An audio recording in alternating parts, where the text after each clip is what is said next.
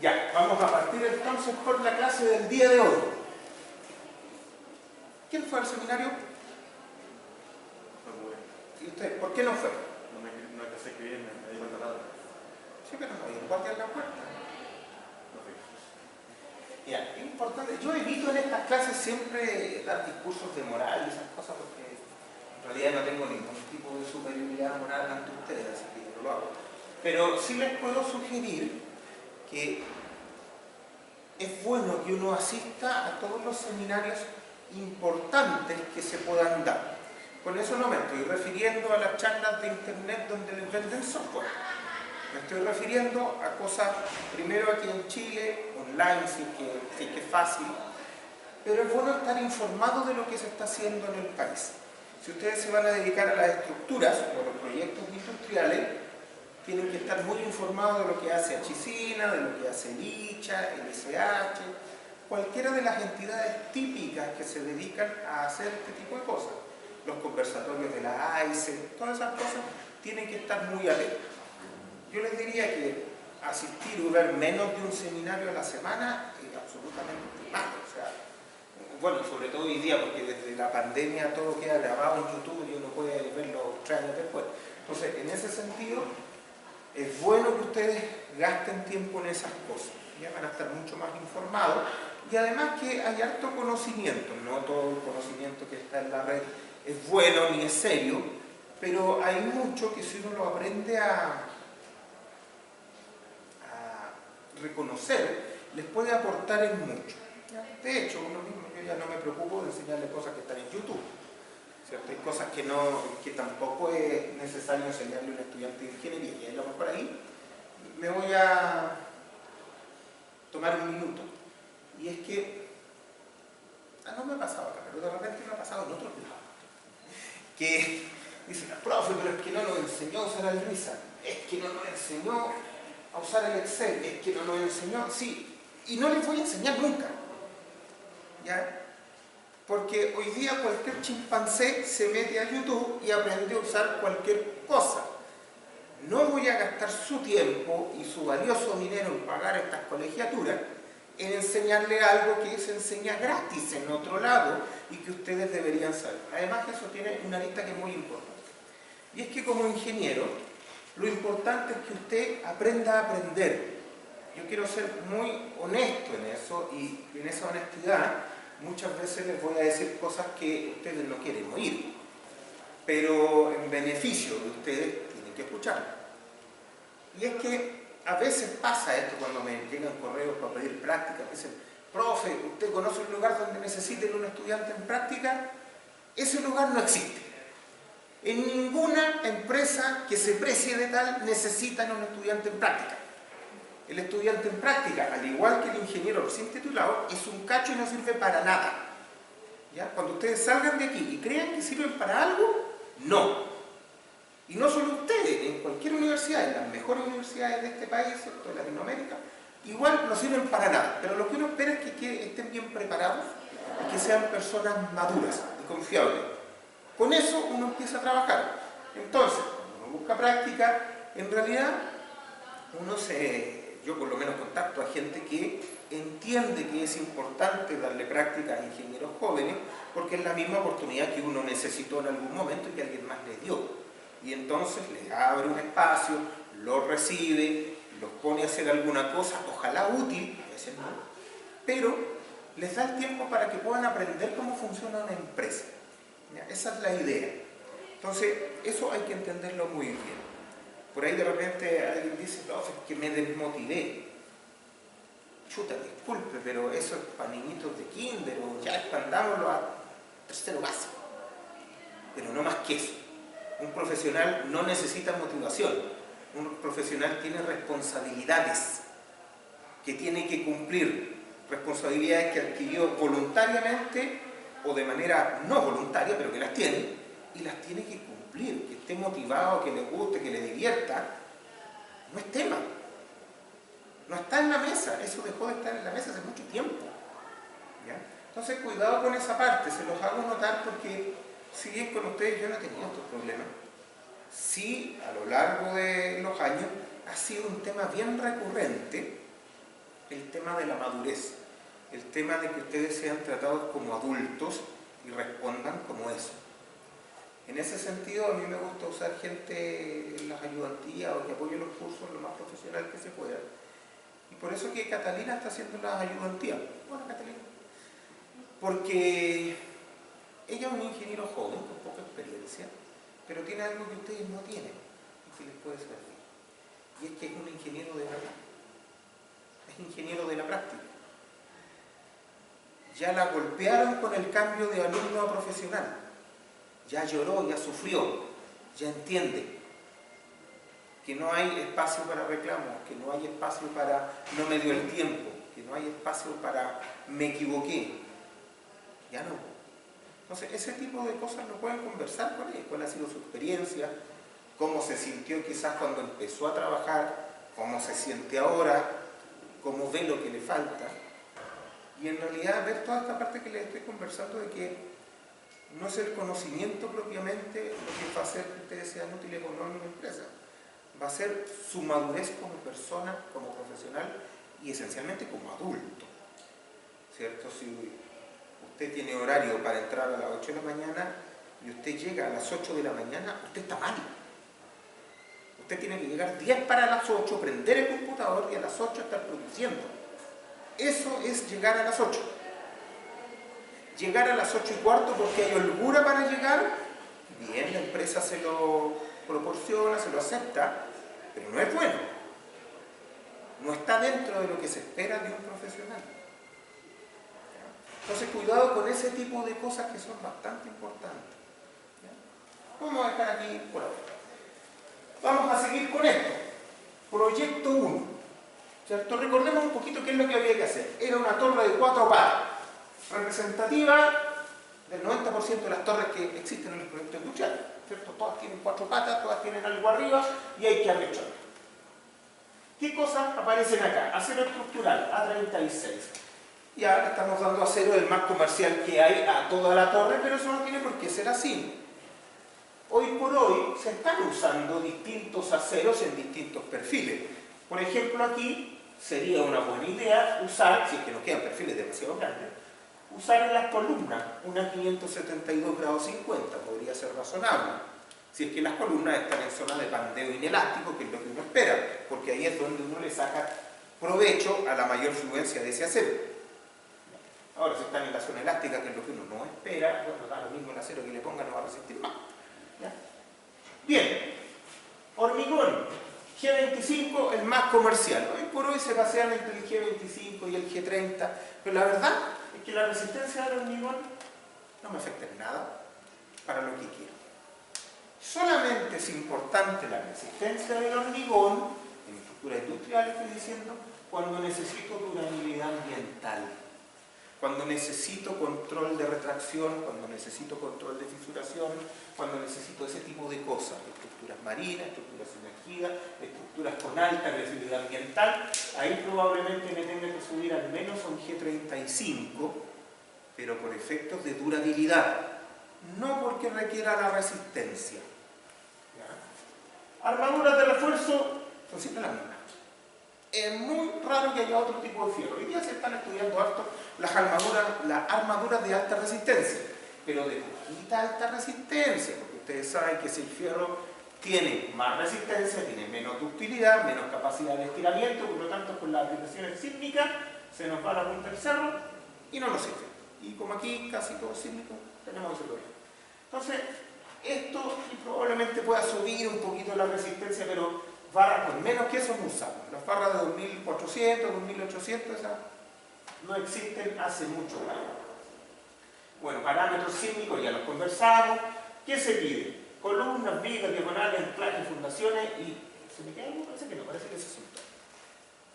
¿Qué alcanzamos a ver en la clase pasada?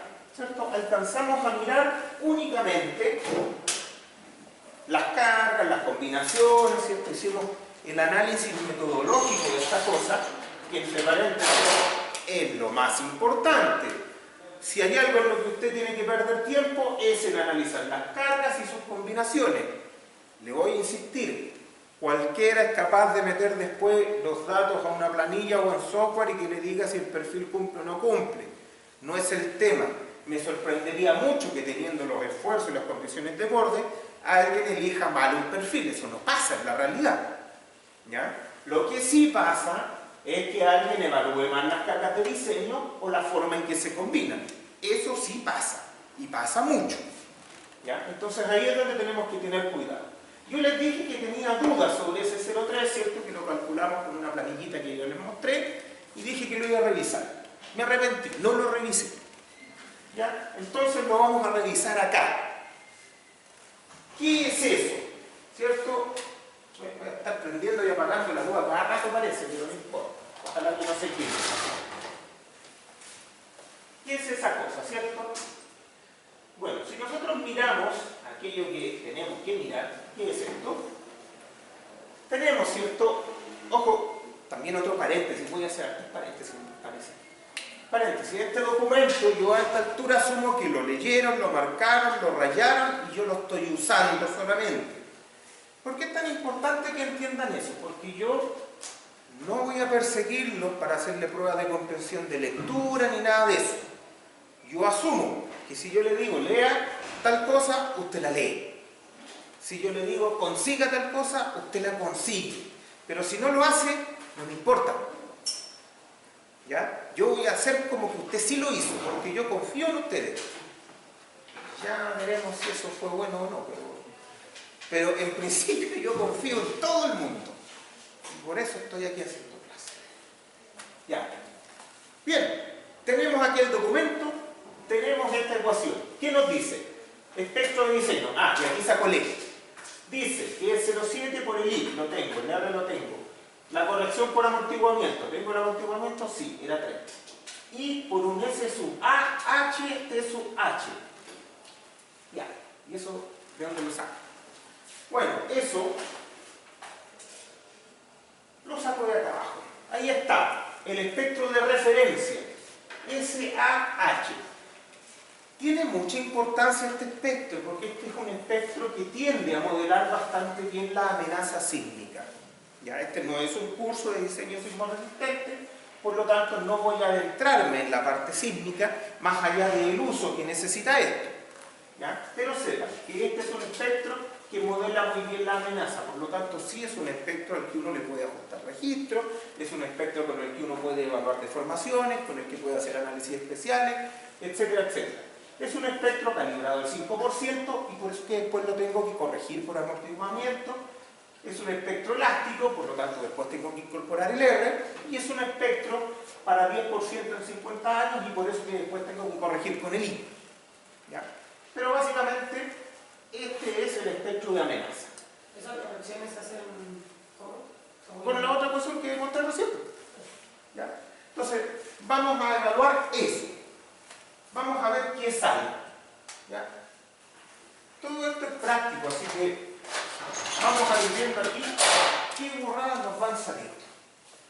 Primero, el espectro de referencia es un SAH, lo voy a copiar. Ya. Y esto es función del T sub H, claro, del periodo horizontal. El periodo horizontal que no tenemos idea qué es, ¿cierto? Y es 1.4 por el factor de amplificación de suelo, por el A sub 0, que es la zona sísmica, ¿cierto? Y una forma que le da la subida y la caída a este espectro, ¿cierto? Arriba, 1 más 4,5, 1 más 4.5. Aquí tiene la razón de TH de 0, H de 0, elevado, esto debería ser a P, acá abajo tiene que aparecer un H y un P0, y debe estar elevado a 0,4, van a quedar 3, 1 más. 1 más. Ya. Parámetros que aparecen aquí, el suelo. Aparece en T0 el suelo y aparece en P el suelo. O sea, la forma del espectro depende del suelo. También un poco de la amplificación. Pero la mayor amplificación que aparece aquí es por la zona sísmica, en el A sub 0. ¿Cierto? Ya, tengo esa cuestión, S sub A, pero el el S sub A no es lo que me sirve. A mí me sirve el SA. El SA, que también es función de TH. Y esta cuestión es 0,7 del de arriba, ¿cierto?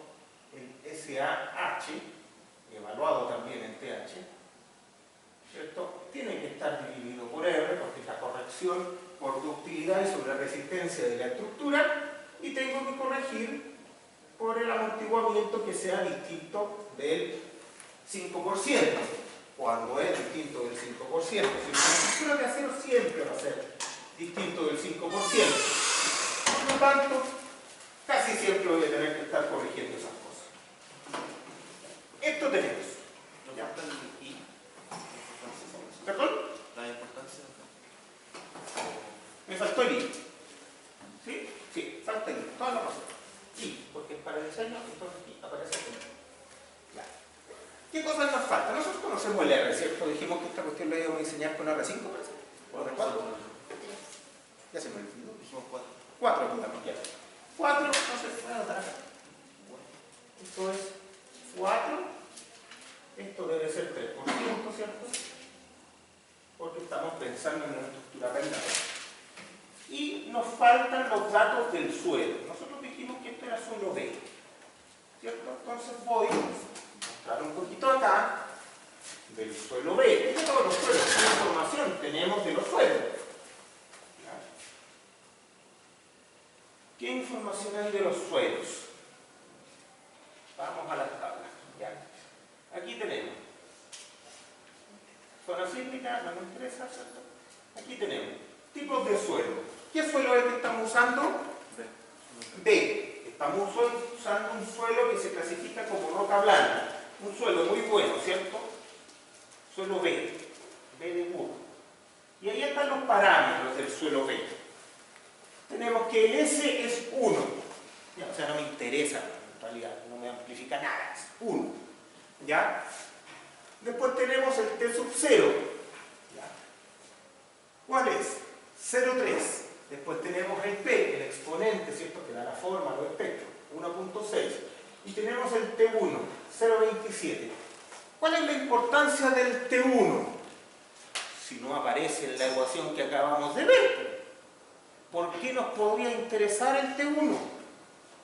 Bueno, básicamente porque T1 es el periodo donde se produce la mayor amplificación del suelo. O sea, es el punto máximo del espectro. A eso me sirve. Y en este caso, ¿cierto? Como tenemos plena ignorancia del periodo de la estructura, lo único que podemos asumir es que esta cosa podría estar cercana al máximo y por lo tanto vamos a tener que evaluar en el máximo, ¿cierto? Entonces tenemos, voy a copiar S igual 1. Después, T0, 0,3, P16.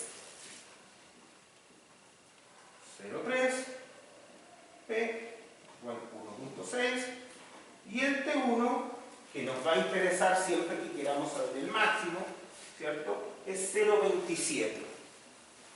Claro, ustedes dirán, ¿y por qué esta cosa lo amplifica más en el periodo del suelo que es 0,3?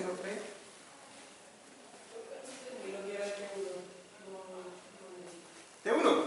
Sí, como de que no se queda T1. Es el periodo en que el espectro toma su máximo para ese suelo. ¿Cuál era T0? Porque T0 es el periodo del suelo. Ah, El periodo de cálculo del suelo. Claro. No son iguales. ¿Ya? La presencia de amortiguamiento tiene que ser igual. Pero evaluemos ahora. Primero evaluemos entonces el de acá abajo, el espectro de referencia. Aquí entonces vamos a entrar con T1 igual 0,27. Le puse 0,27 toneladas, no, 0,27 seguro.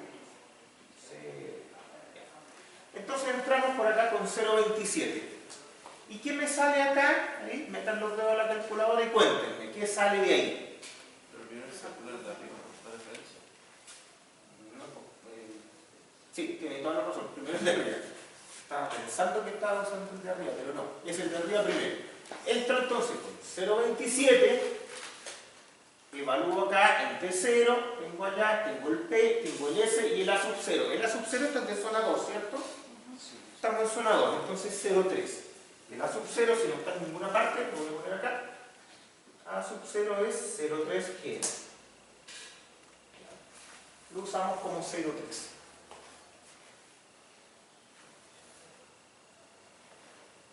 Cuéntenme, ¿qué numerito sale de acá?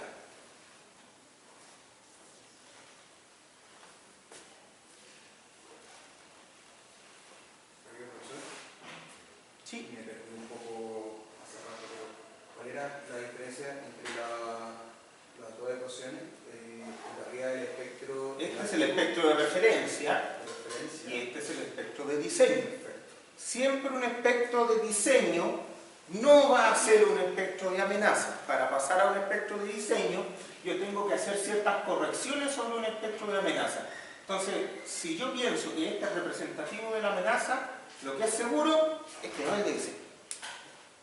Aquí, ¿qué es lo que estamos incorporando? Estamos corrigiendo por amortiguamiento, por sobreresistencia, ductilidad, por importancia. El 0,7 viene del método nomás, que lo vamos a usar con E en ASD, ¿ya? Sin amplificación. El S que se ocupa en el primero, en el de referencia, ¿es el SX o el SC? Ese es el factor de amplificación del suelo, es 1. Ah, Ya. El de arriba va 1,16 o 17. 1.16 o 17, elijo yo. Es que dice 16, así que 17. Eso es 17. Ya, Y el 1.17G. Sí. Ya. ¿Y el de abajo? 1,58. Eso está raro. ¿Corrigió por amortiguamiento? Sí. ¿Y dividió por 4? ¿También? ¿Y multiplicó por 0,7? Sí. Y la importancia 0,3. ¿Y ese es 0,3? no, pues se debería ser el Porque número. no está arriba. Perdón, sí, este es de arriba. Y acá, usó 0,3. Esos números están medio raros. A mí me da sí. 0,3 el de abajo. 0,3. 0,3G. El de abajo tiene que ser 0,3. ¿Y el de arriba le da eso? Sí. Sí, ya. Entonces, revisa el número para estar seguro. Sí, 0,25. Este sería, entre 0,25 y 0,3, hay harta diferencia, pues. 0,25. ¿Sí? El I es la importancia según la cultura, ¿cierto? Sí, en este caso es esencial que ese es un 1,2. ¿Ya? Entonces tenemos en la importancia, bueno, está acá abajo porque aquí quede claro. Su importancia es 1,2. ¿Qué otra cosa me falta? Creo que eso son todos. Ya. Entonces tenemos que si esta cosa yo quisiera saber cuál es la respuesta elástica que puede desarrollar, es 1.17G. Ustedes dirán pesas más para el lado que para abajo. Sí, no es para nada raro. Si yo quisiera que esta cosa tuviera una respuesta esencialmente elástica, debería diseñarla para ese nivel de carga. Pero como no quiero que tenga una respuesta esencialmente elástica, voy a diseñar para 0,3G.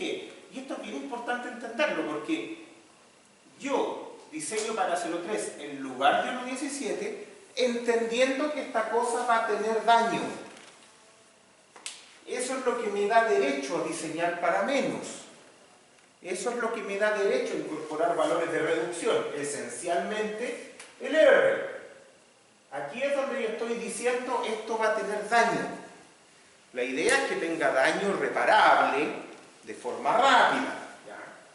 Pero esto me dice va a haber daño acá. Entonces cuidado con esto. Cuando la gente dice no, es que cumplí la norma, entonces no se daña. No. Lo voy a dejar ahí mejor, si no voy a meter el cera. Pero ya.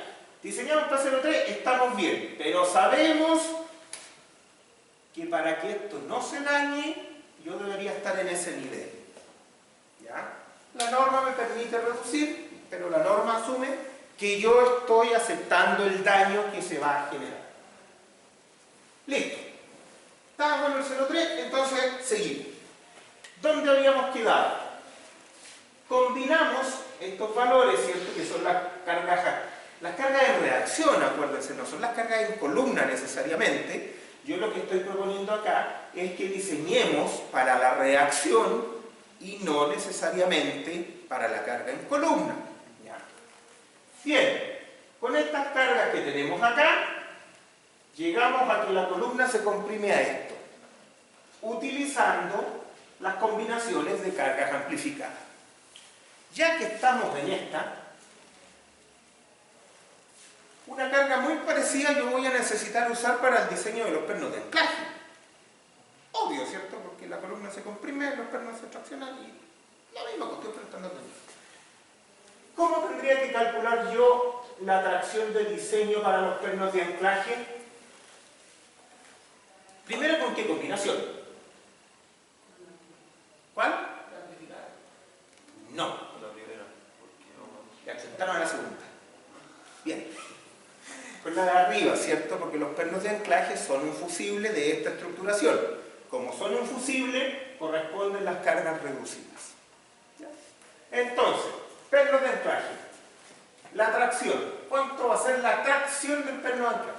Mire, aquí, para no complicarlos con los signos, vamos a decir que las compresiones van para abajo y las tracciones van para arriba, y si esta cosa me da negativo, me quedo contento, porque es tracción. Entonces, las cargas que van para abajo, será esa, 6,7, ¿cierto? 6,7, más, menos. Los efectos sísmicos son 2. ¿Qué me conviene acá? Que el sismo vertical vaya para arriba o para abajo. Para arriba. Y la carga por sismo horizontal, ¿la considero comprimiendo o traccionando? Yo elijo, pero algunos van a estar comprimidos, otros van a estar traccionados. Pero los pernos de anclaje solo toman tracciones, lo único que me interesa en ellos. Traccionar. Lo único que me interesa aquí es maximizar entonces la tracción. Entonces, sismo vertical, ¿cuánto vale? Ah, me equivoqué. Era 16, 6,7 sismo vertical. Hoy ando mal, se está moviendo un poco hoy día. 16. Ese era el D. Ya, corrijan ahí los que están viendo el video también. 16. Entonces aquí el sismo vertical, 6,7 más, con ese menos me da más. Ya, y carga reducida, aquí no va el 2,8, no va el 0,7R. Entonces aquí tenemos, ¿cuál es la carga axial por sismo lateral? 30,4. Entonces aquí tenemos 1,3 por 30,4. ¿Y de dónde viene el 1,3? De que va 100 por un lado, 30 por 8, y aquí me sumo porque son los dos iguales. ¿Ya? No es un factor de seguridad ni nada, sino que estoy comprimiendo la suma. ¿Cuánto me salió acá? 1,3 por 30,4 más 6,7 menos 16. ¿Cuánto da eso? Para tener una idea nomás. El vertical no habría que multiplicarlo por 0,6. Tiene razón, también se me olvidó el 0,6 del vertical. Aquí hay un 0,6, disculpen, aquí hay un 0,6 porque el vertical va con 0,6 cuando una de las horizontales está en su máximo, que es el caso. ¿Ya? Entonces ahí, que no se le olvide a ustedes, se me olvidó a mí, pero a ustedes no. ¿Cuánto? Menos 27,5. Menos 27,5 toneladas. O sea, yo voy a tener que poner después pernos de anclaje que sean capaces de tomar 27,5 toneladas. ¿Ya? Como resistencia de diseño en esos pernos. Ojo, claro, no es que parecía esta cuestión de acá. Sí, porque esta de acá es carga amplificada en compresión y esta es carga reducida en tracción y es para diseñar distintas cosas. No tiene que parecerse. ¿Sí? Cuéntame. Si yo quisiera verificar la placa base en base a esa fuerza. ¿Cuál fuerza? Es la de tracción. ¿Y por qué va a diseñar la placa base con esa fuerza? Eso es mi examen común. No, pues si la placa base usted la quiere esencialmente para compresión. Si usted está pensando en un anclaje dúctil, este anclaje tiene silla. Los pernos, ¿cierto?, van a tener su cabecita y su tuerca y su bolilla apoyada en la placa de silla y no tienen nada que ver con la placa base. ¿Ya? Cuando lleguemos a diseñar los pernos de anclaje vamos a ver eso. Por ahora tenemos ahí. Listo. Tenemos el peso A de la columna. ¿Cuál es la longitud? ¿Sí? El sismo vertical usted lo consideró como una suma, o sea, en compresión. Claro, lo que pasa es que este menos me está diciendo que todo eso tracciona. Y eso, aquí definimos tracción como para arriba, para abajo, no... Aquí dijimos que la compresión va para abajo, por lo tanto este signo menos de acá me está diciendo que todo eso tracciona. ¿Ya? Esa cosa es importante. Ustedes tienen que entender lo que es esto. Los signos no sirven para nada acá. Lo que ustedes tienen que entender es que las fuerzas van por un lado para el otro. ¿Ya? Eso es lo relevante. Que yo le ponga el signo menos acá, da lo mismo. Lo importante es que cuando salen las 27,5 yo sepa que son reducidas y son para tracción. ¿Ya? Eso es. Ya, ¿cuál es la luz de pandeo de la columna? 16 metros. ¿Ah? 16 metros. No, luz de pandeo de la columna. La columna, cierto, tiene 15 metros para llegar a la plataforma. Pero esto tiene entrepisos de 5 metros. En un edificio arrastrado, la luz de pandeo de una columna es el entrepiso. ¿Ya? Bien, la luz de pandeo, tanto en X como en Y, eje fuerte, eje débil, para que nos entendamos, va a ser 5 metros. O sea, el KLX y el KLI va a ser 5 metros. Y para que no nos confundamos, el KLZ también puede ser 5 metros. Si total las columnas doblemente simétricas, el pandeo torsional no controla. Esto así que da lo mismo. Ya, ¿qué tipo de perfil yo debería usar para las columnas? No me digan uno de acero. Doble T. Bien. ¿En qué catálogo busco? HN, IN, IP, ¿cuál? HN. ¿Por qué HN? Esas son las que son más columnas. Porque tiene menor inercia. Porque son Ya. Bien, pero no. No hay perfiles para columnas, no hay perfiles para vigas, no hay perfiles para niños, para grandes, para... No. Son perfiles. Cuando yo tengo compresión pura, lo que quiero, ¿cierto?, es maximizar las relaciones de radio de giro. Evidentemente un perfil doble T siempre va a tener, si es cuadrado, como en el caso de la H, que tiene igual altura y ancho de ala, siempre va a tener menos inercia para un lado que para el otro. Pero dentro de lo que cabe es bueno. Y aquí hay que hacer un comentario que es muy importante, porque cualquiera de ustedes en su primer trabajo va a decir, le pongo tubo. Excelente, el tubo más barato, más liviano, perfecto, porque tiene todo el material lejos del eje neutro, así que es muy eficiente. Y lo van a echar. Porque los perfiles cerrados funcionan súper bien en el papel, en el SAP y en cualquier lugar que no sea la realidad. Porque los perfiles en la vida real yo los tengo que construir, los tengo que montar y tengo que conectar. ¿Ya? Conectar secciones cerradas es difícil. No digo que no sea posible, se puede, pero tengo que dejarlo para cuando sea realmente necesario. O sea, si yo voy a construir un edificio de 20 pisos y digo, mira, si le pongo un H me pesan 300 kilos por metro, pero le pongo un cajón y me pesan 150 kilos por metro, y yo tengo un ahorro importante, entonces me voy a pegar la molestia de conectar de una manera difícil porque tengo mucho ahorro. En una columna de 15 metros donde el equipo de arriba vale 20 millones de dólares y la estructura vale 5 millones de pesos, no. Créame con que la monten en un día en lugar de 2, ya se pagó esta cuestión. Entonces ahí tengamos cuidado. Todas las secciones cerradas en general tienen problemas en las conexiones, y con eso no digo que sean malas, sino que hay que tener cuidado, sobre todo si las quiero poner en columna. Así que cuidado con esas cosas. Bien. Vamos entonces acá en nuestra planillita, ¿cierto? Y buscamos. Esta cosa, ¿cierto? Tiene un KLX de 5 metros para cada lado. No nos vamos a preocupar de eso, no nos vamos a complicar. Tiene, ¿cierto? Los cortes tampoco me interesan. Ya vieron que por corte ni las vigas están controladas. Ya, ¿cuál es la compresión? Se me fue. ¿138?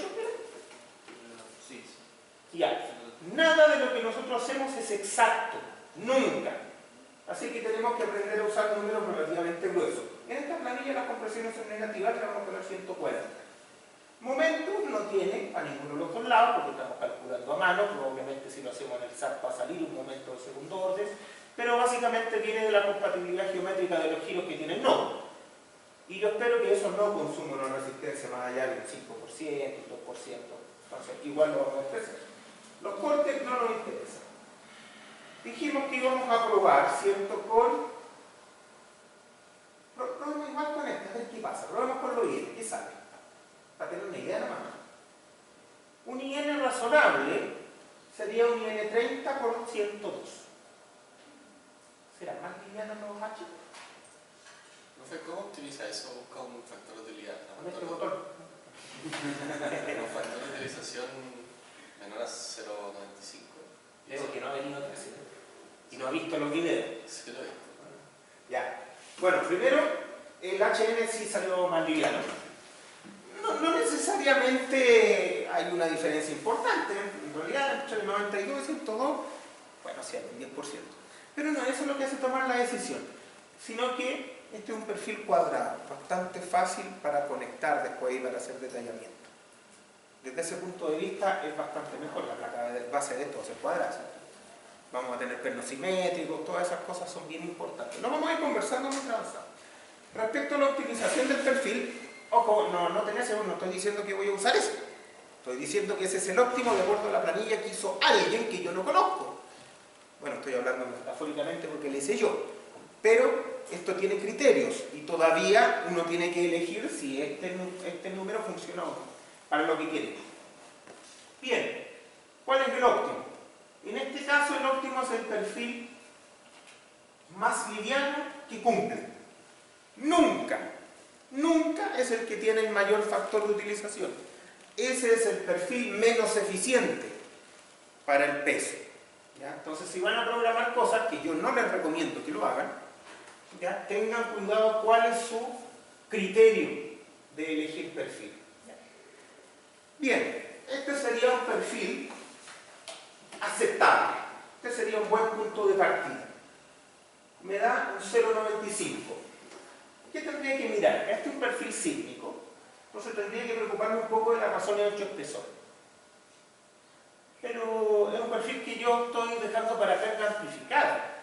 Por lo tanto, no espero que haya realmente incursión inelástica de ningún tipo. Y si yo espero eso, ¿tiene algún sentido pedirle razón de ancho espesor? ¿Para qué son las razones de ancho espesor? ¿Para qué se piden? No hay ninguna manera de evitar el pandeo en elementos de acero planos. Retraso el pandeo. Dejé más videos en YouTube de otro curso. Vean ese otro curso, el de diseño avanzado en acero. Véanlo. ¿Ya? No les voy a hacer prueba de eso, pero véanlo. ¿Ya? No, las razones de ancho espesor lo que hacen es permitirme la incursión inelástica de las planchas, o sea que plastifiquen un poquito, antes de pandear. Siempre van a pandear, no hay ninguna forma en que no pandeen. Básicamente eso lo necesito en elementos fusibles, para que plastifiquen de manera estable y el pandeo se posponga, el pandeo local. Ya, en la columna no la quiero para que se pandee, no quiero que ese elemento desarrolle utilidad, no quiero que falle jamás. ¿Tiene sentido pedirle razones de ancho espesor si le estoy dando una resistencia gigante, que es correcta por lo demás? No tiene ningún sentido técnico, salvo el prever que haya cometido algún error y pudiera llegar a esta cosa incursional en el rango inelástico. Entonces, en realidad, en estricto rigor, no sería necesario que nosotros cumplamos razones de ancho espesor. Pero es mejor que las cumplamos. ¿Ya? Cuidado con eso, es bueno cumplirlas, pero no las necesitaría. Las que nosotros tenemos como razones de ancho espesor aplicables hoy día no son exactamente iguales a las que trae la norma nueva.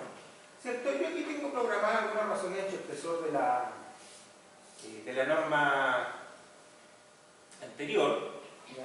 Que son menos exigentes. Podrían ser suficientes, pero son menos exigentes.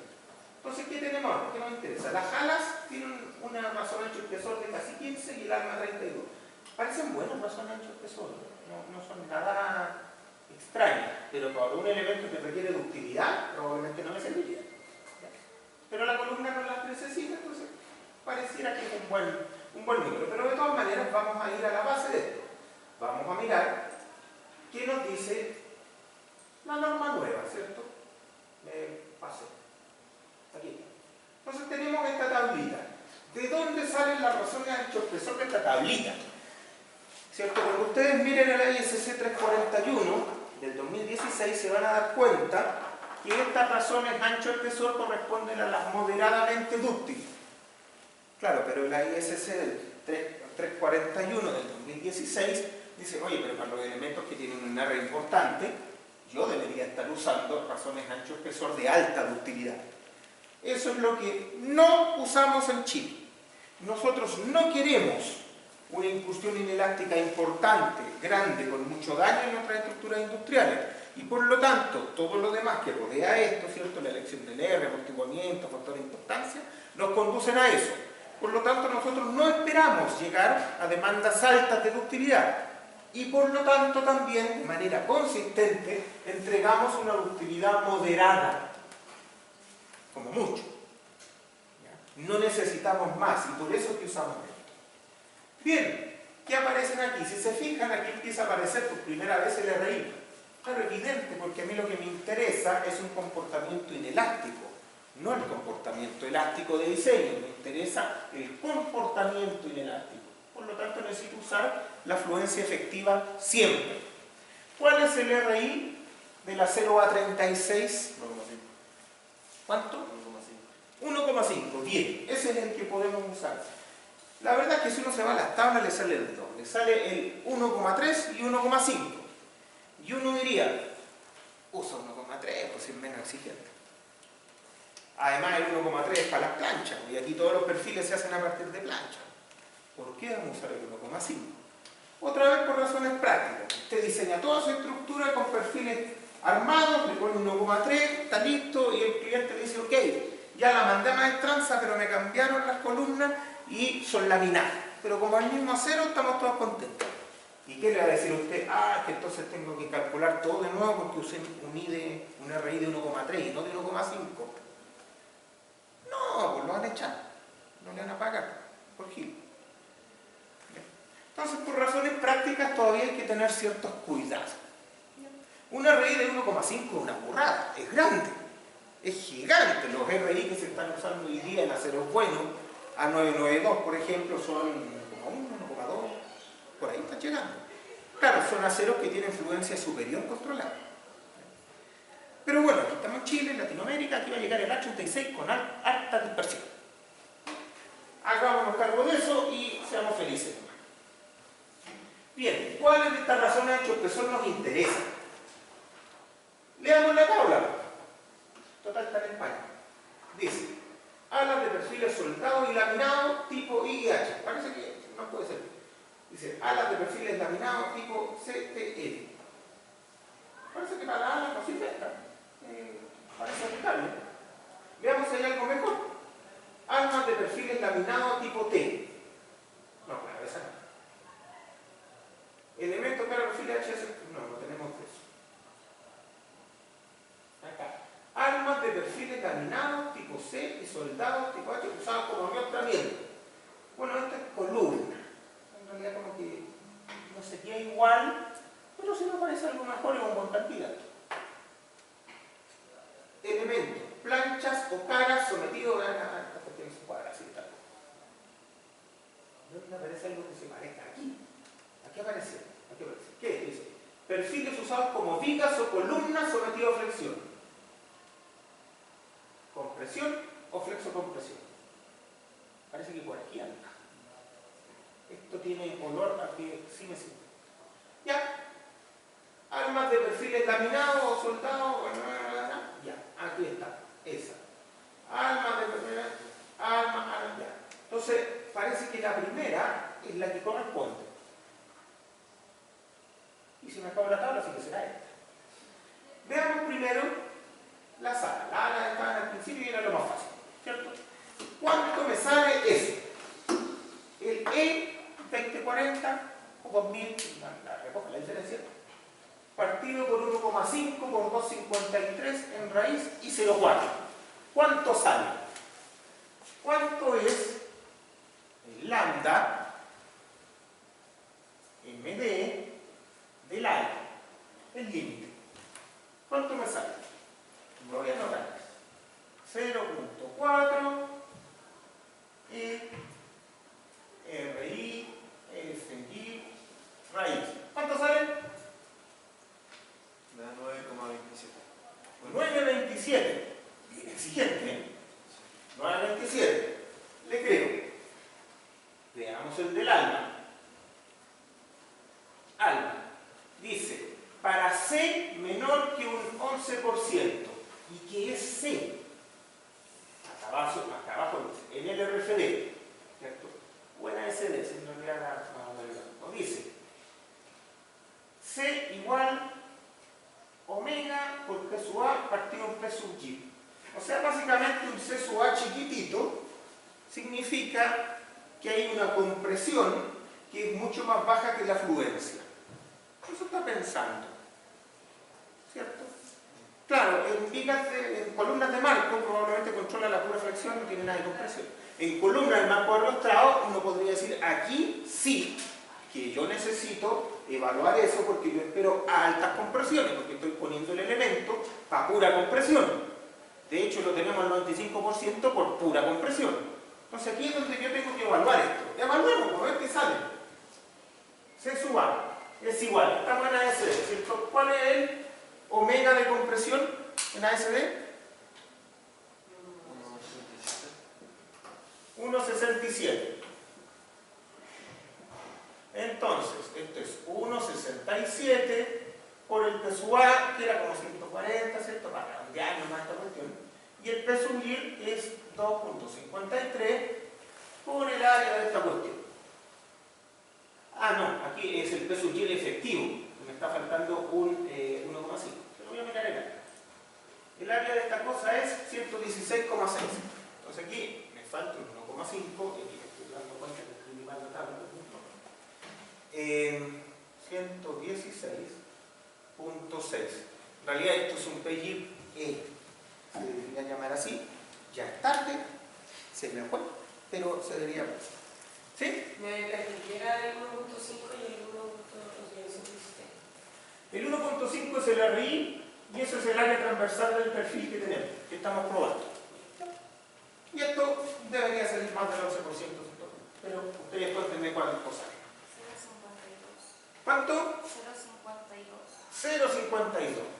Claro, una columna muy exigida. Entonces tiene un C sub A muy alto. Bien. Volvamos entonces a esta cuestión. Ya. Entonces tenemos una columna bien exigida, es decir, para menos de esto y para mayor. Aquí lo tenemos. Este sería entonces la razón ancho espesor.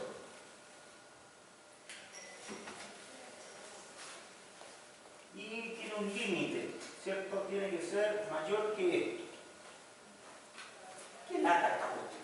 Ya. Entonces, aquí ustedes me van a ayudar. Este es 1,29 y lo tengo acá también. RI, FI en raíz, pero tiene un modificador acá, un modificador que es 2,12 menos C sub A. ¿Cuánto me sale eso? Ya conozco el C sub A, que es el 52.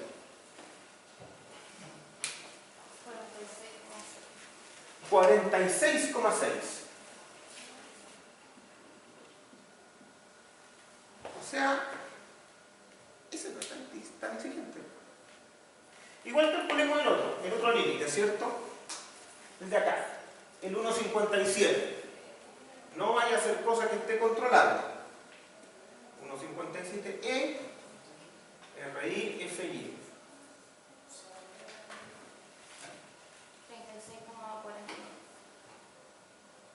36,4. Entonces, si se fijan, a pesar de que tengo un C sub A súper grande, es poco probable que ustedes lleguen a un C sub A más grande que eso. No pasa. Me me salí de lo que graba la cámara? Oh, parece que un poquito, ya no importa. Ya. Esta Rempeltese, a pesar de que es una columna tremendamente exigida, no son tan exigentes para un H común. No tanto, ¿cierto? El que tengo ahí puesto tiene como, ¿cuánto tenía? Como 36. Y me pide 40 y tantos, ¿no? Volvamos a ese para no estar inventando. ¿Cierto? Tengo 32 de alma. O sea, está súper bien. A pesar de que es una columna muy altamente exigida en compresión. ¿Dónde tengo el problema? En las alas. Ahí hay un problema grave. ¿Por qué será tan exigente con las alas y también permisivo con el alma?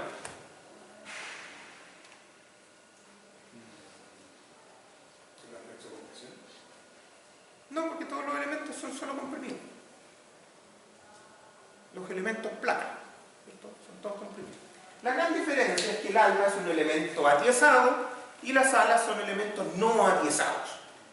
Y con eso la probabilidad de pandeo local se dispara. Por eso es tremendamente más exigente en alas que en alma. ¿Ya? Ahora, como les decía, aquí me está pidiendo 9, acá le estamos dando como 15, estamos re lejos. Por lo tanto, a pesar de que esté en un perfil bastante bueno, y yo no crucificaría a nadie por ponerlo, en estricto rigor no debemos ponerlo. ¿Qué vamos a hacer? Tenemos la posibilidad subir para arriba, ahí.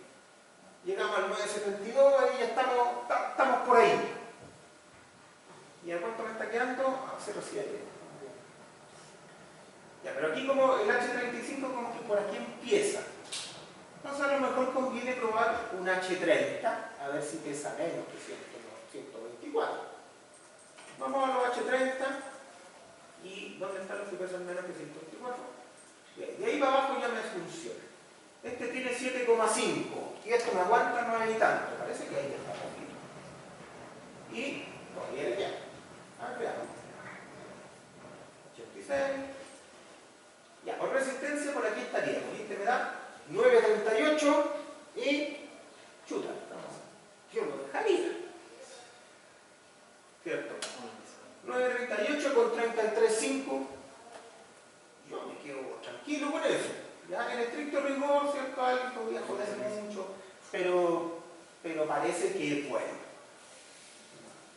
Ahora, si no quieren meterse en problemas con nadie, pasamos a ese, pero la verdad es que no sé. ¿Y cuánto aumenta el peso? ¿Cierto?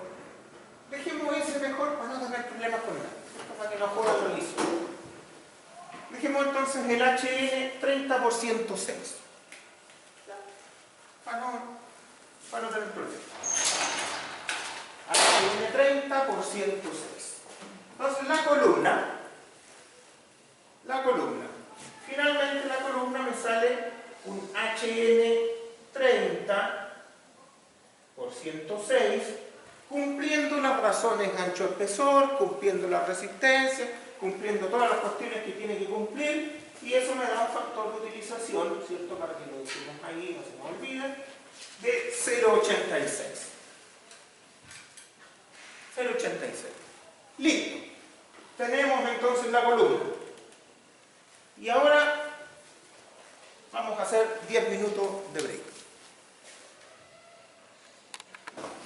Ya, vamos a continuar la clase. Listo, nos quedamos con esta columna. ¿Qué es lo que sigue? ¿Qué es lo que necesitamos calcular después? A todo esto, la columna pesa 100 kilos por metro, supusimos que iba a pesar como 80, no es tan mal. No es que nos cambie la masa total, que eran 64 toneladas, así que por ahí andamos. A lo mejor después tenemos que corregir, pero la columna quedó el 86%, así que la columna no les va a importar. ¿Sí? Como las columnas como son lo más importante, digamos, de la estructura, ¿por qué no se verifican al final después de las diagonales? Que no quedan. Pero puede revisarla cuando usted quiera, no hay problema. ¿Podría darse el caso en que ahora revisemos las diagonales y las vigas después que no cumplan la columna o eso no? No va a pasar. No, porque ya está calibrado el ejercicio. No. No, usted cree que yo no sé lo que sale, pero sí sé. Fuerte. No, yo que tenía una duda, pero yo creo del PIE. Se demoró mucho. Ya cuénteme. Tenía 2,53. 2,53 es la fluencia nominal del acero que estamos usando. 2,53 por 1,5, usted dijo que era el I. El RI, El RI. el factor de sobreresistencia, de sobrefluencia que tienen ese tipo de acero cuando se ocupan perfiles laminados. Y el 116,6. Será el área. Ah, ese era el área transversal de la columna, Claro. para llegar al P sub G E. Eso. Bien, tenemos las columnas. Sigamos con... ¿Qué podemos calcular ahora? Bueno, ¿qué? Las vigas y las diagonales. Las vigas no. Para calcular las vigas necesito las diagonales.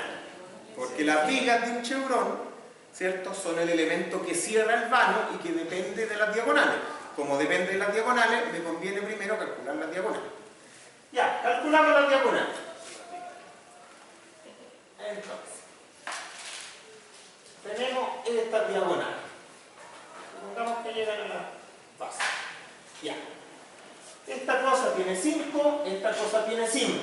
Entonces aquí voy a tener una inclinación alfa y voy a tener un largo de esto. ¿Cuánto será el L de la diagonal? ¿Y el alfa? ¿Cuánto es ustedes? 5 para acá, 5 para allá. Entonces son 2,5 y 5. ¿Cuánto me sale el largo y cuánto me sale el alfa? 5,6 creo. Más de 5. 5,59. ¿El largo cuánto? 5,6. 5,6 metros, ya. 5,6 metros. ¿Y el alfa? ¿Cuánto me sale el ángulo de inclinación? ¿Cuál es el arco tangente de 5 partido en 2,5? ¿Qué sería 2?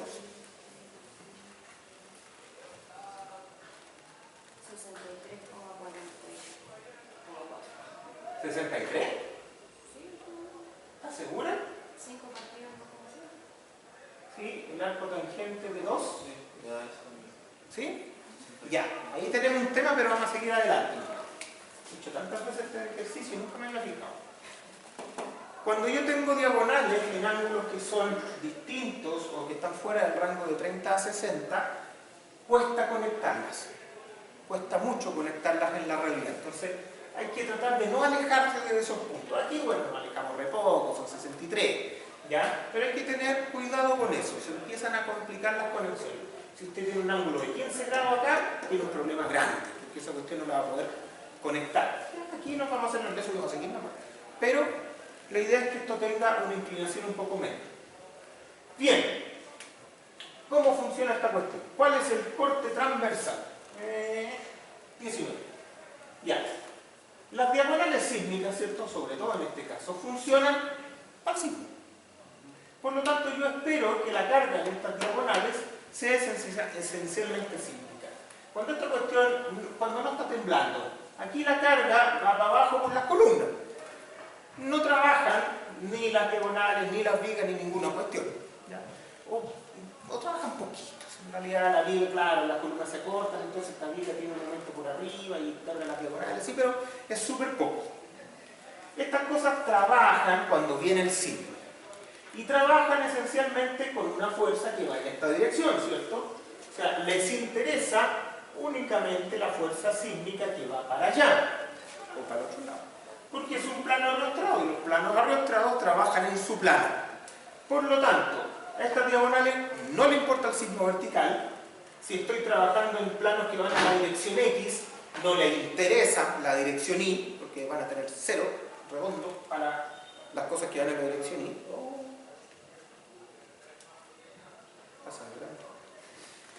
Oh, me lo cambié. Ya, ¿cómo la arreglo? Algo hice. Ya no importa. Es el labio. Ya, entonces, esta cuestión va para allá. ¿Cómo se va a repartir la carga en estas dos diagonales? ¿Cierto? Evidentemente lo que tengo que hacer es una suerte de equilibrio para poder repartir esta carga. Pero en principio las dos diagonales son iguales, tienen la misma inclinación. inclinación, por lo tanto yo sé que las dos toman la misma carga. Solo que una va a estar en tracción y la otra va a estar en compresión. Pero tienen la misma carga. Entonces digamos que el sismo empuja para allá. Eso significa que esta diagonal va a estar traccionada y esta otra va a estar comprimida. Siempre es una lecera esto de para dónde dibuja uno las flechas, pero lo importante es que una va por un lado y la otra va para el otro. ¿Ya? Entonces, básicamente, una va a estar traccionada, la otra va a estar comprimida. Si lo hacemos de esa forma, ¿qué me importa más? ¿La que está traccionada o la que está comprimida? Estoy en diseño. La que está comprimida, ¿cierto? Porque todo elemento comprimido tiene menos resistencia de diseño que el elemento que está traccionado. Entonces me interesa eso. Bien, entonces, tengo los datos acá y tengo que decir, si el sismo va para allá, ¿cuál es el sismo que va para allá? El E. Ah, otra pregunta importante, ¿las diagonales las diseño para cargas reducidas o para cargas amplificadas? Reducidas porque son los fusibles naturales del sistema arrastrado concéntrico. ¿Ya? Al igual que los frenos de anclaje. Entonces, sabiendo todo eso, yo sé que P más T, ¿cierto? Para proyectar al horizontal, ¿cierto? Coseno de alfa tiene que ser igual a LSX o a LSY. O sea, como estas dos cuestiones son iguales en valor absoluto, yo digo 2P por coseno de alfa tiene que ser igual a SX. Y eso me da que SX partido por 2 coseno de alfa tiene que ser igual a P. ¿Cuánto vale eso? ¿Cierto? El SX vale 19 partido en 2 coseno de 63.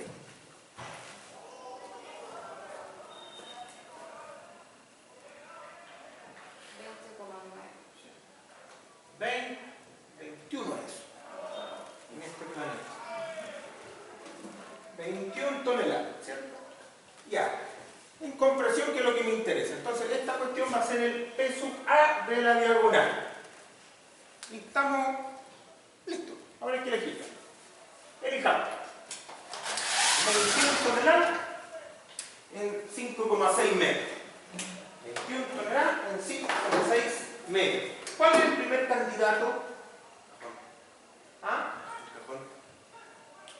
Cajón, no nos vamos a las secciones cerradas todavía hasta probar si las secciones abiertas son suficientemente buenas. ¿No es muy largo hacer lo mismo?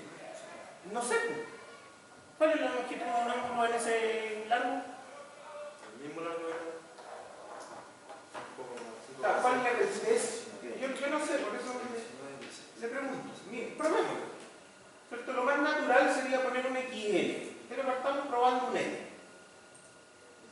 Partamos probando un L con 560. ¿Cómo anda un L? ¿Cierto? Vámonos al tiro al L que uno podría poner, que es un L de 10. ¿Cuál es el radio de giro un L de 10? Ya, se nos fue muy lejos.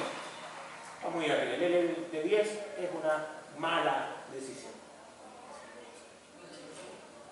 Vamos entonces con un XL. Unos plegados, pero da lo mismo. ¿Por qué le era la sección? Porque el L10 tiene una efectiva de 280 y no nos queremos pasar de 130 por aquí. Entonces, veamos acá. Esto es 560, un XL de 16. La FTS 174, igual es tan alta. Si la norma me permitirá ese 174, vámonos. Como que estoy globando. ¿Perdón?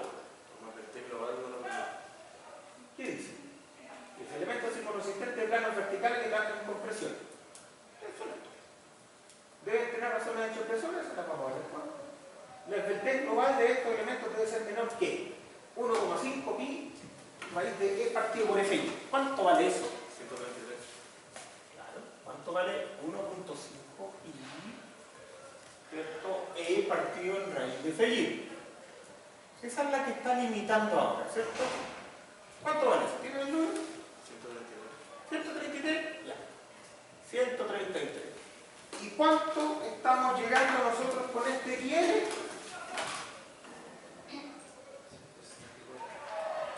Estamos llegando a 174, o sea, de acuerdo al código no me da. Igual aquí hay que hacer un comentario bien importante, y es que cuando yo necesito un elemento de alta ductilidad como este, poco me importa su esbeltez global. Lo que me interesa realmente es su esbeltez local. Yo quiero que pandee, y que pandee de forma estable en compresión, que genere rótulas plásticas, flexurales al interior del elemento. Por lo tanto, poco me interesa la esbeltez global, ¿ya? Aquí, ¿cierto? En Chile, por una cosa de costumbre, se decidió mantener el límite de la esbeltez global, pero en lo técnico no aporta mucho, no es relevante. Pero la esbeltez local es muy importante. Ahora sí, este elemento como es fusible, aquí sí que no nos podemos saltar la esbeltez local, porque la vamos a necesitar. ¿Ya? Entonces, ojo, aquí tenemos problemas con cumplir esto, así que vamos a tener que mejorar. Pero no es tan relevante. Ya, si nos pasamos al XL10, perdón, al XL20, ¿cómo estaría? Ya, por ahí como que andamos, 139, ahí ya. Y total, esa cosa después la achicamos desde los puntos de trabajo, no lo dije, no podemos manejar. Ya, pero el XL10 sí se puede. Ya, si quisiéramos elegir un XL10, ¿qué nos empezaría a joder? Nos empezaría a joder la esbeltez local. ¿Cuál es la esbeltez local para estas cosas? Vamos. Dice, ala de perfiles H, no, esto no es eso. Almas de perfiles laminados, ¿qué? Tampoco. ¿Dónde aparece? ¿Dónde lo pasé? Aquí está, claro. Dice, alas de perfiles soldados o laminadas tipo IH. Alas de perfiles laminados tipo L. Entonces aquí lo tenemos. Es el B, y ya tenemos eso, sabemos que era, ¿cuánto? 9,7. ¿Cierto? Era como 9,7 esta cosa. 9,3 ya. 9,3. Tenemos que responder con el 9,3 y este sí que es importante. Este valor sí que es muy importante. Claro, si tenemos 9,3, estamos pensando que el L10 tiene que tener por lo menos un espesor de 10 milímetros. ¿Cierto? O sea, más o menos algo razonable, ¿cierto? Entonces, estos son elementos plegados. Tengo planilla para los otros, pero voy a poner ahí como especial. Entonces, el espesor de esta cuestión, ¿qué pasa si le pongo 10? En estricto rigor parece que me tengo que ir a 12. ¿Ya? Pero no importa. ¿Cómo anda? Bueno, se me olvidó ponerle la carga. ¿Cuál era la carga? ¿Se acuerdan? Eso ya sé por qué está la carga ahí. Era 21. 21, ¿cierto? 20, ya. 21 toneladas, que para estas cosas es bastante poco. Fíjense que está generando un 0,57 de carga axial. Es bajito. Por lo tanto, esta cosa tiene todo el honor a que queda bien grande. Entonces, no, mira, me está quedando al 1.1, o sea que lo tengo que subir. ¿Ves? O sea que en vez de 12, o en vez de 10, le pongo 12 y ahí estamos todos contentos. O sea, un buen perfil aquí, ¿cierto? Un buen perfil sería el laminado de 10 y espesor 12. Sería un buen perfil. Y tendría un factor de utilización de 0,93, parece bastante bueno. No digo que sea el mejor, pero es bastante bueno. ¿Qué columna era? ¿Se acuerdan la columna? El H30%. H30. ¿Cómo se conecta un H30 con un XL20? Conecta súper bien. Una plancha Muset, el XL puede entrar incluso por dentro de la ala de la columna. Parece que es una buena solución. Una buena, ya. No tengo realidad, pero tengo de los TL laminados. Entonces, el 10 de 12 milímetros, ¿cuánto pesa? Ahí está. Sería el XL20. Voy a anotar por acá. Sería el si yo ocupo el XL20 por 35, hay que buscarlo en las tablas, 35,7 debe ser eso. que es de espesor 12, que esta es la parte que me interesa, espesor 12, estaríamos llegando a un FU de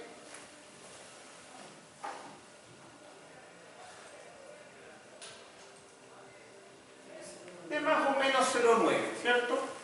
Más o menos 0,9. Entonces, esa sería una buena elección de perfil. ¿Profe? Sí, cuéntame. Comparó el TL con el equipo. Es que está viendo una planilla del TL. Sí, pues. Lo que pasa es que el XL eran laminados, y los laminados pesan un poquito menos que los... Perdón, estaba viendo una planilla de plegados. Los plegados pesan un poquitito menos que los laminados. La diferencia es que los laminados vienen en espesores mayores y los plegados vienen en espesores más chicos. Pero las propiedades de ustedes no son distintas, ¿me equivoco? Sí, son distintas. Levemente distintas. Por eso acá, fíjense, aquí en laminados, el de 20 con 12 milímetros pesa 35,7. Si yo busco eso en plegado, pesa 34. Me cuenta re poca la diferencia. Pero si yo busco en el catálogo el XL20 por 34, no lo voy a encontrar. Pero si busco en el catálogo el XL20 por 35,7, lo voy a encontrar en la sección de los laminados. Entonces, por eso está ahí. Entonces tengo este. Dio un buen factor de utilización, ¿cierto? ¿Cuánto pesa? 35. Comparado con la columna, más pesado. Seguramente hay una buena opción con tubos. No la voy a buscar ahora, pero usar tubos puede ser una muy buena opción. Pueden ser más livianos. ¿Cuál es el problema del tubo? La conexión. Ahora, como... ¿Sí? No, es que no, Ya. Entonces, cuando ocupo el tubo, voy a tener problemas con la conexión, pero son elementos de 5,5 metros. Igual me puedo complicar un poquito en la conexión, no es tanto problema. Ahora, eso si el tubo pesa, no sé, unos 20 kilos por metro, porque si pesa 30 no vale la complicación. Ya. Entonces, ojo con eso. Ya, tenemos ese elegido, pero podríamos haber elegido otros mejores, aunque es normal poner diagonales XL. Listo, parece que las diagonales salieron fáciles. ¿Qué me falta ahora? Me falta la viga chevron. Sí. Pregunta, ¿por qué diseñamos primero la diagonal y no la viga? Porque me pasa que yo hubiera hecho la viga primero por el tema de las conexiones, porque al final las conexiones de la viga a la columna es más importante que la de la viga, la diagonal a la viga. Sí, pero no puedes diseñar la viga sin las diagonales, porque necesita el input de las diagonales para definir la viga. Ese es el problema. Veamos la viga. La viga. Viga para allá, viga para acá. Entonces, ¿cómo tengo que diseñar la viga? ¿Cierto? Como es una viga sísmica, me interesa tener la tracción, ¿cierto?, y la compresión residual. Eso es lo primero. ¿Qué es el T sub A? ¿Cierto? Es el mínimo entre la carga de fluencia esperada en tracción de la diagonal, y por eso que necesito la diagonal, y las cargas amplificadas. Veamos las cargas amplificadas, que son lo más fácil, ¿cierto? ¿Cuál era la carga en la diagonal? 21. La única carga es sísmica, por lo tanto la carga amplificada en diagonal es 0,7R por 21. ¿Y eso cuánto da? ¿Cierto? 2,8 por 21, ¿cuánto es? 58,8. 59. 59 toneladas tenemos de las cargas amplificadas. Veamos de todas maneras, aunque ya tiene olor a que no controla, pero veamos de todas maneras la carga de fluencia de la diagonal. Sería... Pero es la esperada. ¿Perdón? La carga esperada, eso. La carga de fluencia esperada en tracción. Esa es la que tengo que mirar acá. Entonces, sería eso, el RI, el FI, por el área, en este caso, como estamos en la SB, dividido por 1,5. Esto es 1,5, que se me va a ir con el 1,5 de abajo, por 2,53, por, se me olvidó cuál es el área de esa cuestión.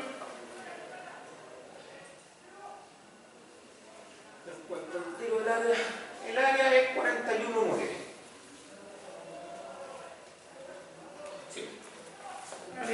41.9.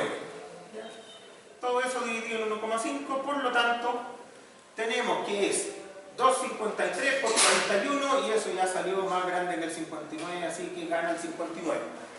¿Cierto? El menor de ambos va a ser 59. O sea, acá tengo un tirón de 59. Listo. ¿Qué es lo que me falta? El C sub A. El C sub A en este caso es la compresión residual del perfil XL. De todas maneras lo vamos a calcular. Podríamos conservadoramente decir que este es 0, pero lo vamos a calcular. Todo lo que estoy haciendo aquí sale en el capítulo 8 del documento que ustedes ya estudiaron y conocen perfectamente. Si no fue así, estamos mal. No, mejor están ustedes mal, porque yo sí lo leí. ¿Ya? Así que léanlo y estudien. Listo. Tenemos entonces esta cuestión. ¿Qué nos interesa? El C sub A, ¿cierto?, se define como el 30% del área por F crítico E partido en 1.5 porque estamos en ASD. Ese F crítico E es el F crítico evaluado por el RI. ¿Listo? ¿Qué es distinto que decir es el F crítico por el RI? Es distinto. Ahora, ¿cuánto vale esto? Veamos, ¿cuánto valía el F crítico? Aquí, no les voy a mostrar esto porque me interesa mucho, pero les voy a contar. Si yo acá, en vez de usar 2.53, por la planilla, si mejor se lo voy a mostrar. Para que vean todo. Ya, ahí, estamos en el equilibrio. Ese es el equilibrio que estamos mirando. Plegado, que se parece a la mina otra, pero igual. Entonces, vamos a usar, en vez del FI 2 por 253, le vamos a poner 253 por 1,5. Y entonces esto me va a dar el... Ya, aquí la última, no importa. Ya. Me va a dar acá... 57, me dio acá entonces el F crítico partido en omega, 0,52. Ese sería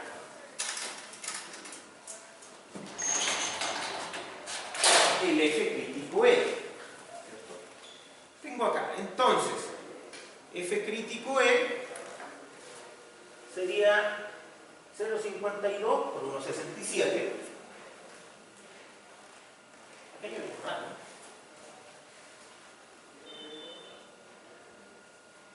Que está en la zona elástica. Ya.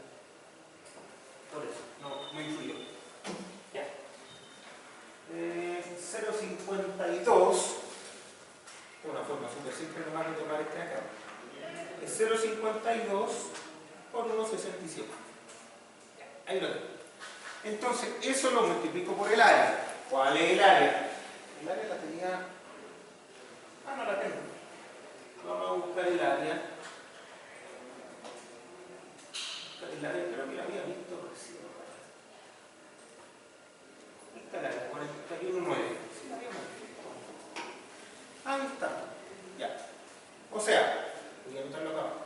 Esto me da 0,3 de 41,9 por 0,52 por 1,67 partido del 1,5. ¿Cuánto sale eso? 7,3. ¿Cuánto? 7,3. 7,3. Es harto menos que el 59. ¿Ya? Por lo tanto, es algo que no nos importa. O sea, aquí razonablemente uno diría saber, esto es 0. No nos complicamos con ese tipo de cosas. Bien, entonces, ¿qué necesitamos acá? Necesitamos el momento de diseño de la viga. La viga lo único que va a tener acá, dado que no tiene carga vertical, va a tener el tirón de la diagonal, que será el T sub A proyectado, o sea, es el 59 por proyectado en vertical, sería el seno de alfa, ¿cierto? Esa es la carga y el momento, en este caso es PL cuartos, entonces eso por L partido un cuarto. ¿Cuánto me sale eso? 59 por seno alfa por L, que son 5 metros, dividido en 4. 65,7. ¿Cuánto? 65,7. ¿Qué cosa? Toneladas metro. Ese es el MA. Ya. Sin duda es lo que más me interesa, el MA. Compresión. Claro, en este análisis tan simplificado definir cuál es la compresión de esa viga es difícil. ¿Cuál podría ser? Pero seamos brutos. ¿Ya? Como les había dicho en la clase anterior, cuando yo no sé nada, primero evalúo lo más bruto. Si con eso es suficiente, entonces no me complico con nada. ¿Cuál es la compresión más grande que podría llegar a esta viga? La proyección horizontal de esa carga. Eso es una compresión que puede llegar, entonces pensemos en eso. ¿Cuánto vale el P sub A? Podría valer 59 toneladas por coseno de alfa. ¿Y eso cuánto sale? ¿Cuánto? 26,8. 26,8 toneladas. Claro, uno dice, mira, no es tan chico, pero tenemos que ver si es chico o no en función de lo que consume en la resistencia del perfil que vayamos a elegir. ¿Ya? Entonces, dejémoslo por ahí. Momento en el eje débil, porque este era en el eje fuerte. Momento en el eje débil. La norma nos dice que tenemos que evaluar un momento en el eje débil. ¿Ya? ¿De cuánto? Veamos. Esto es muy chico, así que lo voy a leer yo.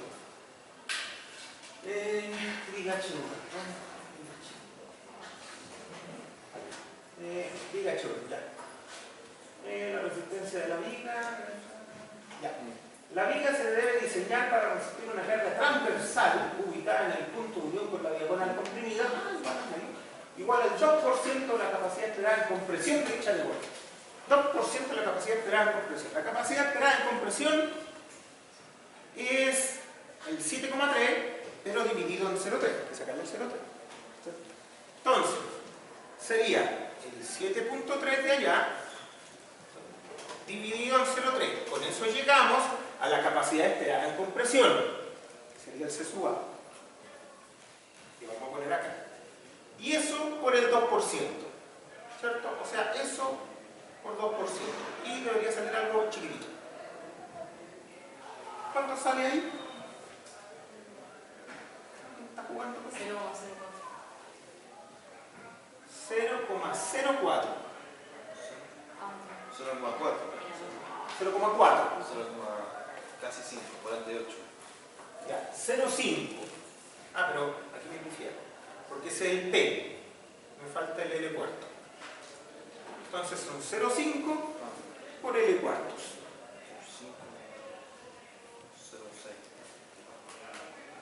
0,6 toneladas metro. Y esto probablemente no le importa a nadie, pero es la condición de estabilidad de la diagonal, ¿cierto? Que vemos impulsos de acero, aquí solamente estamos aplicando. Entonces, ¿esa cuenta según la norma? sí, pues todo esto según la norma que usted ya estudió. Capítulo 8. Capítulo 8. Todo esto es capítulo 8, viga Chevron. Entonces, tenemos acá las solicitaciones para la viga. Por lo tanto, nos vamos a una planillita de vigas. Primero, condiciones de borde. A ver, la viga tiene 5 metros. ¿Tiene restricciones al volcamiento esa viga en los 5 metros? No. ¿Y las diagonales? ¿Las diagonales restringen el volcamiento? No. no restringen el volcamiento. Para restringir el volcamiento yo necesitaría primero que esas diagonales limitaran el giro en el punto que llegan a la viga. No lo hacen. Pero más importante aún, yo quiero la viga viva cuando los diagonales pandean. Por lo tanto es la viga la que tiene que afirmar a las diagonales y no al revés. Por lo tanto el punto en que llegan las diagonales a la viga no es un punto arrastrado. O sea, esto tiene 5 metros en las dos direcciones. Compresión de esta viga. No tenemos idea, pero sabemos que no va a pasar del 26,8. ¿Cierto? Momento. Este sí es el que me interesa. 65,7. Momento en el eje débil. Poco me interesa. Evidentemente esto es algo fuertemente flexural, por lo que yo aquí no espero un H, espero mi N. Pero además, ¿cuál es la altura de viga que yo debería probar acá? ¿Qué espero aquí? Espero una viga de piso cuya altura sea un 20avo de la luz. En este caso sería un IN25, 5 metros. ¿Eso espero? No. La viga Chevron es una viga pesada, una viga alta, una viga que trabaja en cortes grandes. ¿Ya? ¿Cuáles son los cortes de esto? Bueno, acá, del orden de 7×3, 21 más. 21, ya estamos pensando, el tiro en 4 pernos de 3/4 por lo menos. Entonces, ojo, es una viga alta, especialmente alta. Ustedes van a ver en terreno probablemente puro Chevron con una viga que tenga como un 20avo de la luz. Todo eso está mal, pero se lo van a ver en todas partes. Una viga razonable aquí debería tener del orden de un décimo de la luz. O sea, yo no espero aquí menos que un IN50. Me sorprendería mucho menos que un IN50. ¿Ya? Aprovechando que esta cuestión la tenemos aquí y el análisis numérico es gratis, vamos a los IN y preguntémosle cuánto sale. Ya. La primera propuesta es un IN80 de 145. Chuata, chuata. Bien duro. Miremos los factores de utilización. Me dice tracción. Debería poner compresión. Y eso yo también. Entonces ahora, igualmente. Tiene 17% de compresión. En realidad no le importa mucho al tío. Lo que más importa evidentemente es la flexión en el eje fuerte, porque para eso la queremos, para que soporte el desequilibrio de las diagonales post-pandeo, y para eso la viga está funcionando. El momento en el eje débil tampoco le importa nada. O sea, esta cuestión trabaja en el eje fuerte, y eso es lo que me interesa. Por lo tanto necesito altura. Ya. Seguro que esta viga voy a tener que cumplir la razón de ancho-espesor también, pero como es flexural, es fácil. Las razones de ancho-espesor son fáciles de cumplir. Ahora, en estricto rigor, tampoco necesitaría que esta viga cumpla razones de ancho-espesor plásticas, porque no es una viga que yo espere que tenga realmente una salida del rango elástico. Yo quiero que esta viga sea rígida y resistente. Quiero que la salida del rango elástico esté en las diagonales. Pero la norma me pide que de todas maneras trate de cumplir la razón de ancho-espesor. Bueno, las ¿cuánto tienen? 8,3. ¿Y cuánto me aguantaban? 9. Estamos más o menos bien. Tenemos que ver si hay viga y estas cosas, pero estamos más o menos bien. El alma 76. Sí, pero está un alma inflexible. Así que tenemos que ver y a lo mejor aguanta. De todas maneras hay un tema, y es que ese alto es muy fuerte, es muy potente. A mí me gustaría bajarlo un poco si es que no hago que la viga sea demasiado pesada. O sea, el 145 es entre comillas el óptimo. Yo aguantaría quizás hasta un 160 sin problema, pero bajando la altura. ¿Por qué querría bajar la altura?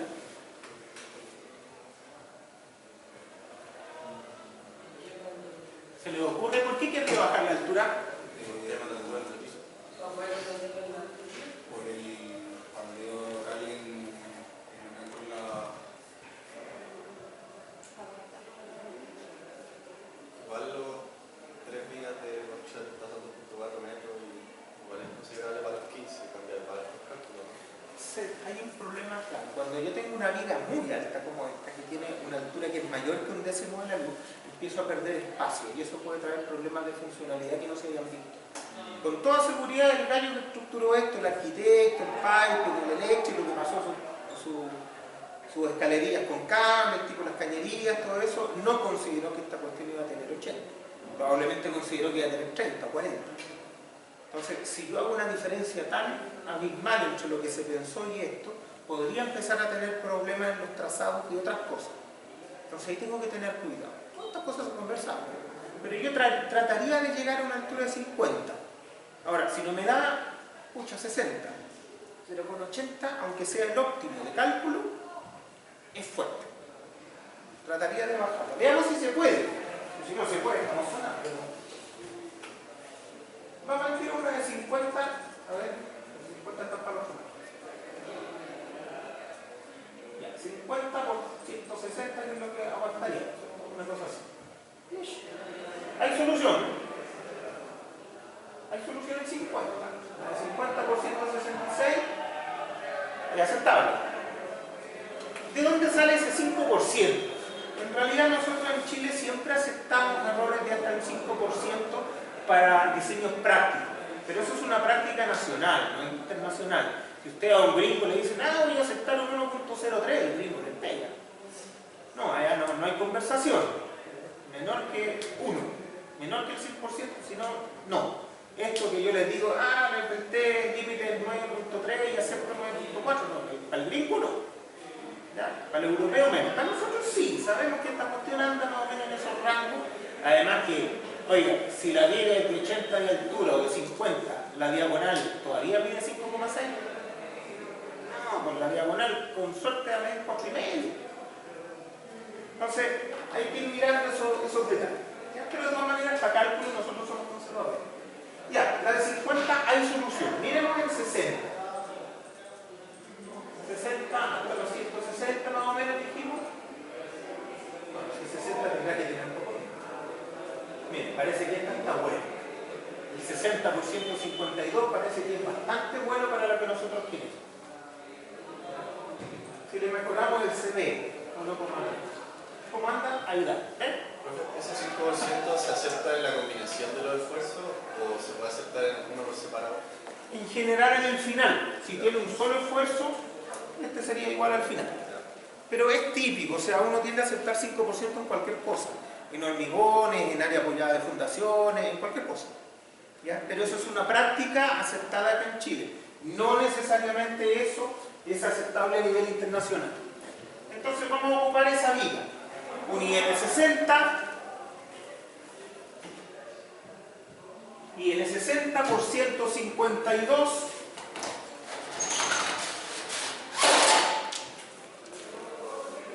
IN60 por 152, eso me da un FU de 0,99. ¿Por qué le puse 1,3 al C sub B? Para que vieran. ¿Por qué? Porque el C sub B de un diagrama no uniforme que es triangular invertido con máximo del centro es 1,3 o 1,32 por ahí. Pero de todas maneras con 1 ya está bacán. Pero se ve más bonito con 0,91. Y algo que siempre hay que ponerle a este tipo de vigas, el factor de utilización por bending en X, que es 0,86, con lo que yo me doy cuenta que esta cuestión trabaja para el eje fuerte, que es lo que me interesa. ¿Ya? Ahí sí. ¿Qué es lo que me interesa? Entonces tenemos columnas, diagonales, vigas, estamos listos. ¿Y 0,86 era el factor de utilización de flexión? No, bending en X, flexión en X. Flexión en X tiene 0,86, que es casi el total. Por lo que nos damos cuenta que esta viga trabaja en flexión en el eje fuerte preponderantemente, que es lo que necesitamos y es lo que queremos. ¿Qué otras cosas nos faltan? Tenemos todos los elementos. ¿Qué viga que es esa? ¿Qué? ¿Qué viga que es? Viene 60 por 152. ¿Qué nos falta? Nos faltan anclajes y fundaciones. ¿Ya? Los anclajes.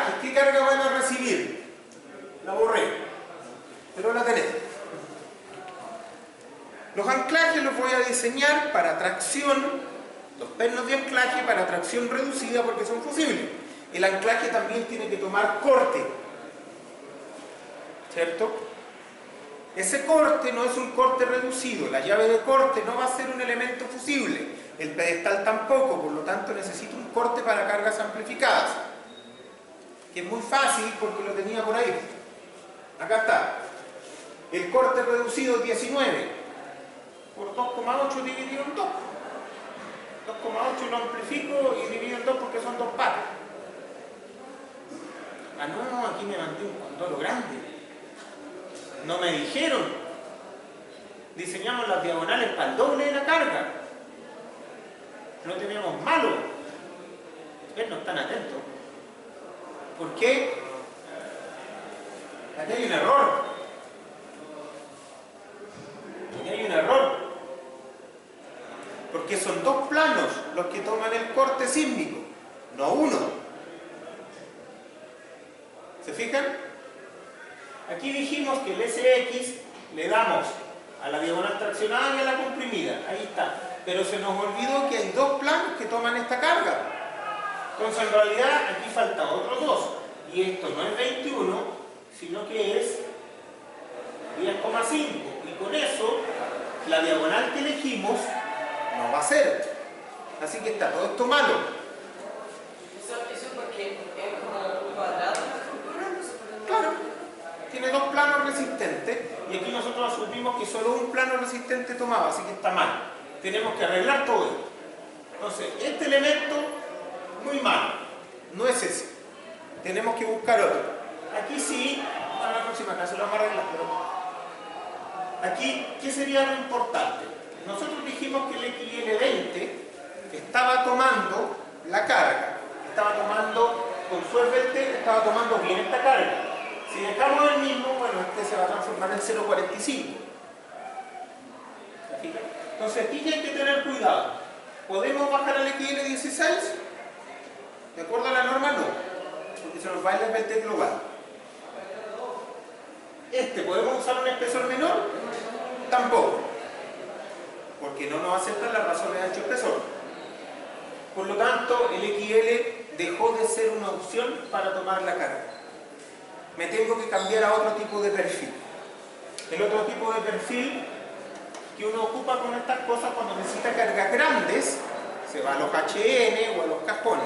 Cuando necesita cargas chicas, se va a los tubos. Por lo tanto, la opción ahora sería el tubo, acá. Vamos a seguir viéndolo en la próxima clase, pero esto entonces tenemos que cambiar las diagonales por tubos.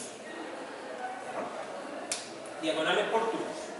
Bueno, todo el resto es lo mismo, probablemente la viga también la tenemos que cambiar por una que resista harto menos, probablemente la mitad. El procedimiento es el mismo, ¿ya? No cambia nada. Entonces tenemos que cambiar esto. Me interesan los anclajes. Los anclajes que vamos a usar acá, ¿cierto? Si yo los miro en planta, tengo mi columna H,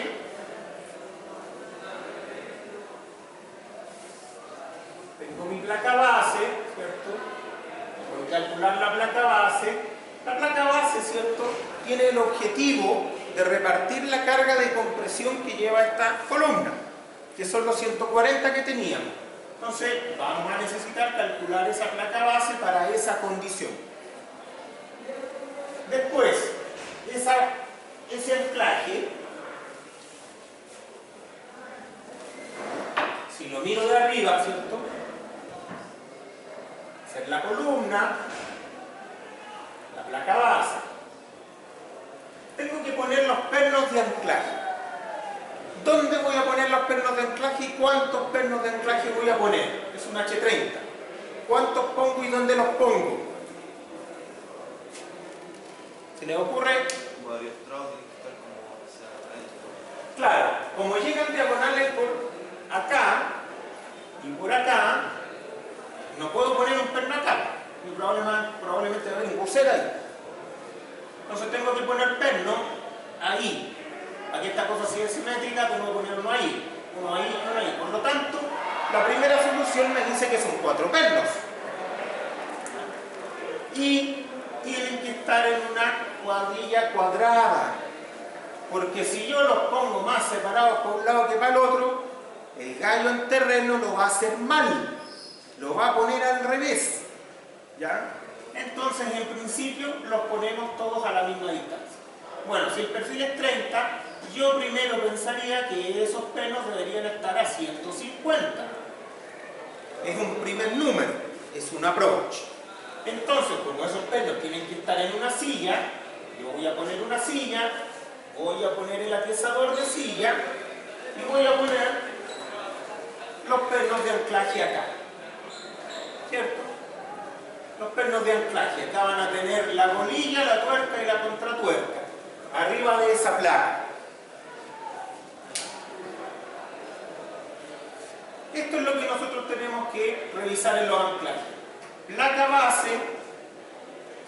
base, placa de silla, atezadores, pernos de anclaje. Eso es lo que tenemos que definir.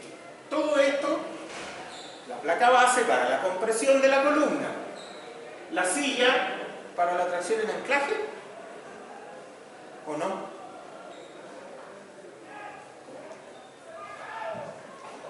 No. El fusible es el perno. El perno lo diseño para las cargas reducidas que vimos un rato. La silla y el atezador no son fusibles. Por lo tanto, los tengo que diseñar para cargas mayores. En este caso, los tengo que diseñar para la capacidad del perno. Entonces... Profe, eso es porque el perno es súper fácil de cambiar y... No, el perno no es fácil de cambiar. Si esto lo deja como inserto, esta cuestión es muy difícil de cambiar. ¿Ya? Pero el código define cómo fusibles los pernos.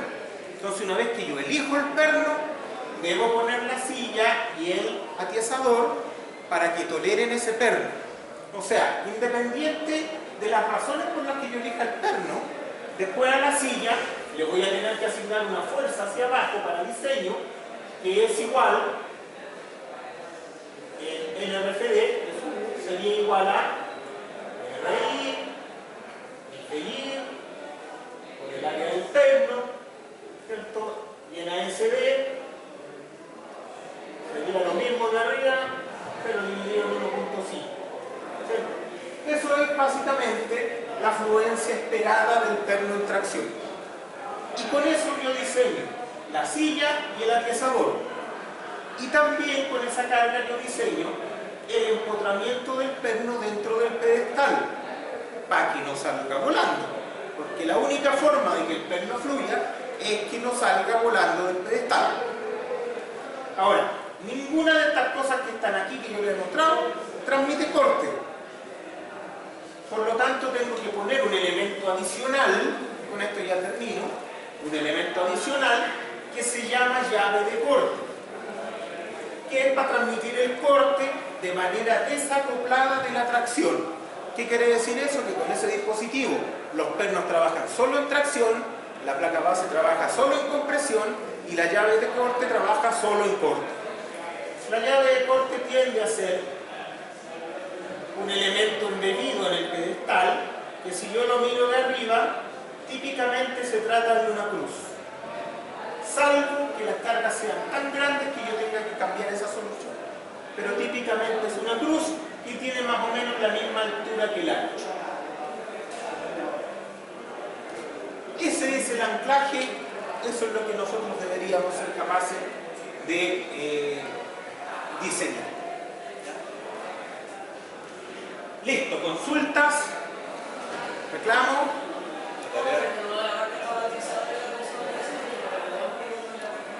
Y claro, sí, vamos a seguir con eso. Ya, la próxima clase hay que corregir el error que tuvimos acá. Ya, ahí traten de corregirlo ustedes. En un ratito más se les va a destapar la tarea. La tarea es esto. ¿Ya? Si tienen consultas, preguntas. El viernes es feriado. Me habían dicho. Entonces el viernes no hay ayudantía. De todas maneras les vamos a subir un video para que tengan. ¿Ya? Tiene ayudantía. Probablemente hay una cosa que quería hacer, pero en clase es muy difícil, que es resolver la plataforma que tenían, pero el sábado. A ver cómo se haría de forma razonable. Así que seguramente les voy a hacer un video de eso. Ya, nos vemos, chao.